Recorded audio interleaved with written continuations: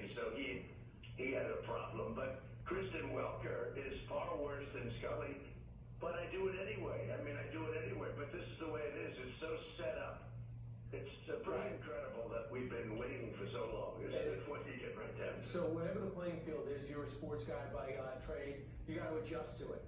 Having said that, and looking back at the fair. I mean, it would be nice to have a host that can be, you know, not necessarily a contributor to the campaigns and to Democrats. It would be really nice. There are people out there that can be neutral. Kristen Welker cannot be neutral at all. Well, having said that, and Chris said he was neutral. But just moving on to this debate, yeah, he was neutral for whom? For himself. Well, what's going to change for your strategy, regardless of moderator, format, mic?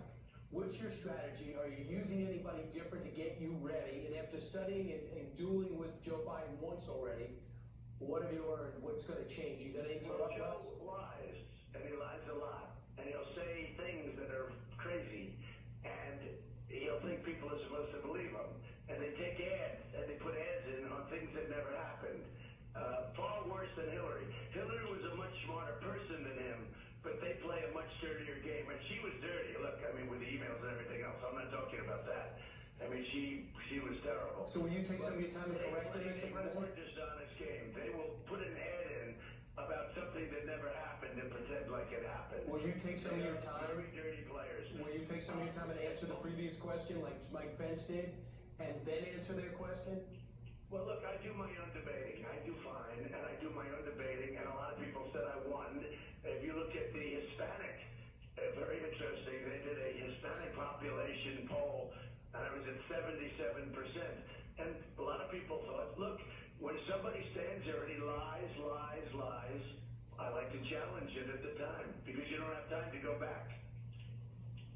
Mr. President, just to follow up on what Ryan's asking, after that first debate, there are many who suggested if you just let Joe Biden share his ideas, America might not be too keen on those ideas. In fact, Ari Fleischer last night on Handy said the president should interrupt less. Will you change your strategy in this last debate from your first debate? Well, I may do that. Actually, the interesting thing, they said if you let him talk, he'll lose his chain of thought because he's gonzo. And I understand that. But I also understand that as he's going down the line and issuing lines, you know, generally... Oh, Ainsley Earhart. You know, really attack that. But now they go off camera. Look what happens next. Listen carefully. He loses his mind, frankly. But look at yesterday. He walks out of a store, and the media's standing there, and they ask him, what flavor ice cream did you get? I mean, they never asked me a question like that. I want them to someday, but they never asked me a question like that. What flavor? Steve Doocy was coughing yesterday. So just real quick, the other area in which there's foreign policy... and he's not here today. Unless you go there, unless you bring him there. And if you look at Joe Biden's foreign policy, he's the one whose former Secretary of Defense said Joe Biden's been wrong about... Still coughing. ...policy and national security decision for the last 40 years. He's never been asked about Libya. They killed Gaddafi and they made it a terror university. He's never been asked about ISIS pulling out of Iraq and calling ISIS the JV team, at least... Will she end up like Heather Childress? Fired? ...was able to build islands and militarize them, and they did nothing. I doubt it. Is he going to be held in account for that? Are you going to go out of your way to do that?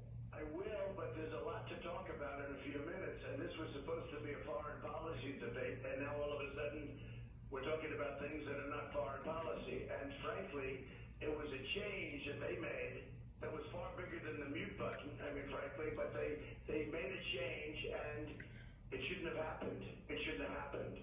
And let's talk about your discussions. You know that. I mean, this was all going to Oh, they tried to... policy, and all of a sudden, out of nowhere, they made this change. Now we're talking about other things.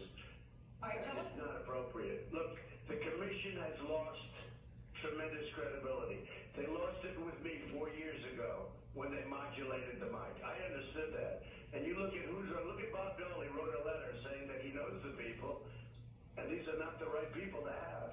And he was very nice in writing that. Mr. President, have you heard back from the commission? Because I know that your campaign was raising some objections about the fact that this is supposed to be a foreign policy debate, and they sent a letter to the commission.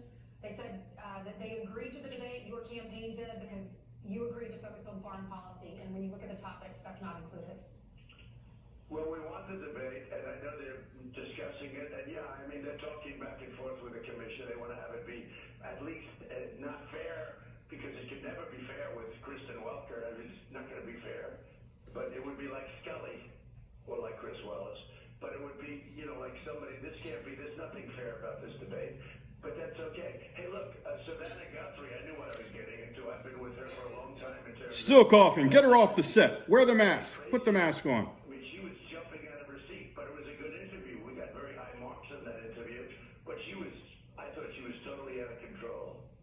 Totally out of control. President Trump, you've had a very busy schedule. You have a very busy schedule coming up this week. You have a rally in Erie, Pennsylvania. Tomorrow in North Carolina. Vice President Pence is going to New Hampshire and Ohio. Disrespectful. Ainsley Earhart stays on screen. Excuse me. Oh, this is just ridiculous. Yesterday, we heard you in Arizona talking about the very Everybody needs to be tested on the set of Fox daily.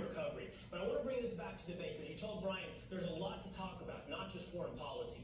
So in this debate this week, what do you think is the starkest contrast? The number one issue both of you to consider that's different between you and Joe Biden. We've had a lot of different issues come up. Yeah, Brian Kilmeade looks worried. He might be the next to start coughing tomorrow. In your mind, between you and Joe Biden.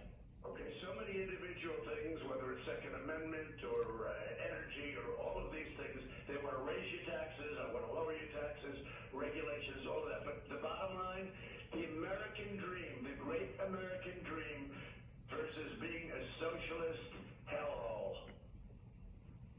Because they're going to